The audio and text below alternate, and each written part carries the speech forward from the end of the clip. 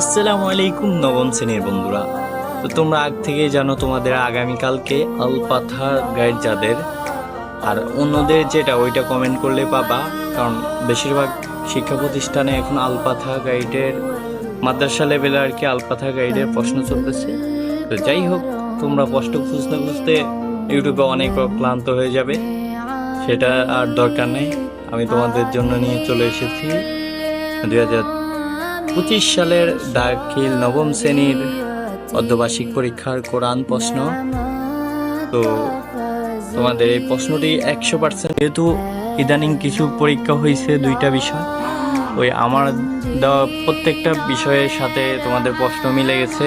যাই হোক, সবাই যা যে প্রশ্নগুলাই লাগবে সুন্দর সুন্দর কমেন্ট করে বলে দেওয়া। তোমাদের যত প্রশ্ন লাগে, যেই গার্ডের লাগে কমেন্টে বলবা, আমি সামনের ভিডিওতে ওইসব প্রশ্নগুলা, ওইসব বিষয়ের প্রশ্নগুলো দেওয়ার চেষ্টা করবো ইনশাল্লাহ।